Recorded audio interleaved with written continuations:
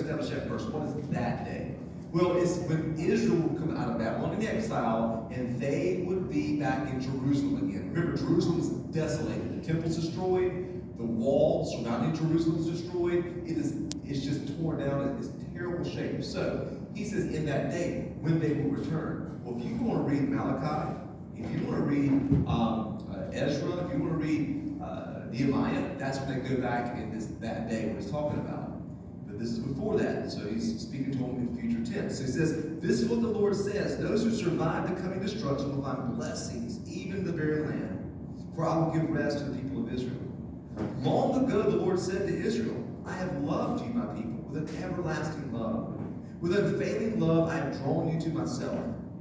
I will rebuild you, my virgin Israel. You will again be happy and dance merrily with your tambourines. Again, you will plant your vineyards on the mountains of Samaria and eat from your own gardens there.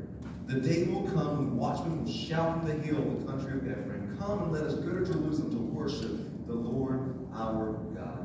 Now, this is what the Lord says. This is what Jeremiah wants to speak to them in their darkest moment, which is weird, the instructions he gives them. He says, sing with joy for Israel. Shout for the greatest of nations. Shout with praise and joy. Save your people, O Lord, the remnant of Israel. For I will bring them from the north and from the distant corners of the earth, and I will not forget the blind and the lame, the expectant mothers and women in labor. A great company will return.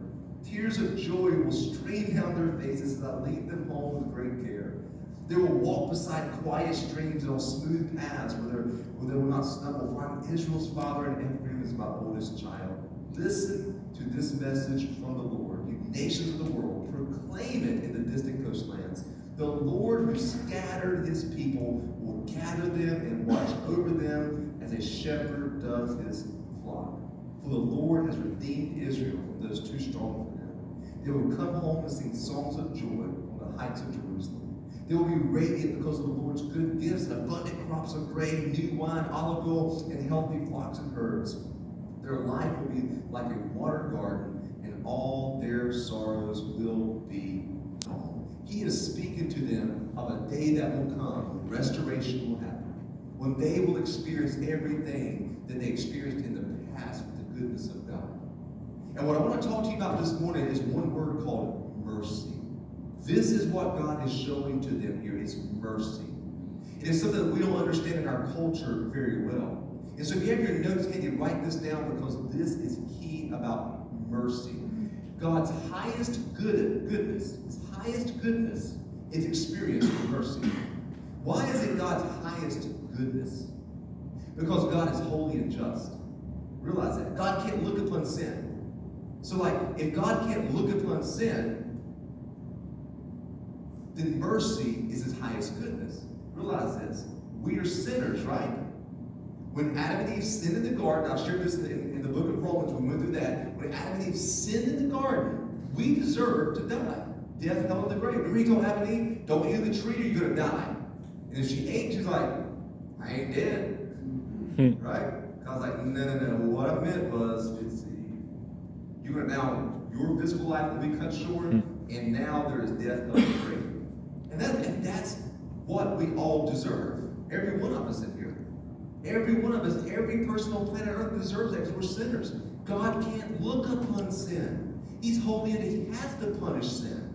That's part of his nature. So why can't God just not do it? That would be against his nature. He would be a hypocrite. God can't do that.